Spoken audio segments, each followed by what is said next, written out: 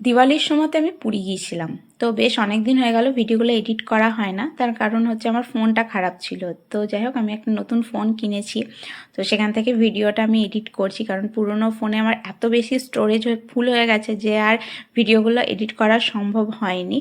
তো আমরা যেদিন পুরী যাই তার আগের দিন গোছাগাছি করে নিয়েছিলাম, কারণ যত আগে থাকতেই জানি না কেন কোথাও বেড়াতে যেতে হবে, গোছাগাছি করার আর টাইম হয়ে ওঠে না, যাওয়ার আগের দিনই শেষ করতে হয়। তো আমাদের গাড়ি ছিল মেনলি রামপুরহাট থেকে, তো আমাদের ট্রেন ছিল 1:30 নাগাদ। তো ট্রেন ঢুকতে একটু লেট করেছিল, তো তারপরে আমরা স্লিপারে যেহেতু টিকিট ছিল, এসিতে পাইনি। আর দিওয়ালির সময় বললাম, তো বাইরে প্রচুর আলো জ্বলছিল, ট্রেন থেকে দেখছিলাম। তো তারপর পরে রাত পেরিয়ে সকালবেলাতে আমরা নেমে যাই পুরী, আর এখানে খাওয়া দাওয়া করে নিয়েছিলাম। তার কারণ হচ্ছে আমাদেরকে হোটেল খুঁজতে হতো, আমরা হোটেল ঠিক করে যাইনি, সে তো অনেকটা টাইম লাগতো, ওই জন্য নেমে আমরা খাওয়া দাওয়া করে নিই। আর এখানে মা খুব খুশি, কারণ আমরা এর আগে অনেকবার পুরী গেছি, তো এটা নিয়ে আমাদের 6বার।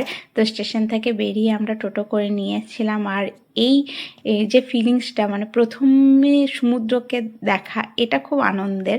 কারণ হচ্ছে টোটো থেকে যখন সমুদ্রটা প্রত্যেকবার যখনই যাই দেখতে পাই, সেটা খুব আনন্দের হয়। আর এটা ছিল আমাদের হোটেলের ভিউ, যে হোটেলটাতে ছিলাম তার সামনে থেকে জাস্ট এই ভিউটা আসছিল। তো এটা হচ্ছে আমাদের হোটেলের মেন গেট।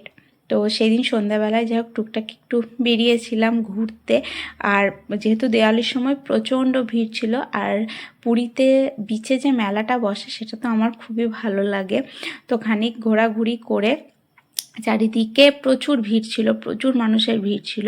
তো খেয়ে নিয়েছিলাম একটু ভুট্টা। আর এই পুরীর এই ভুট্টা সেদ্ধটা খেতে আমার খুবই ভালো লাগে, মানে ওরা এত সুন্দর করে ঝাল ঝালভাবে ভুট্টাটা মাখায়, সেটা সমুদ্রের ধারে ওই ঠান্ডা হাওয়া খেতে খেতে এই ভুট্টাটা খেতে আমার বেশ ভালো লাগে।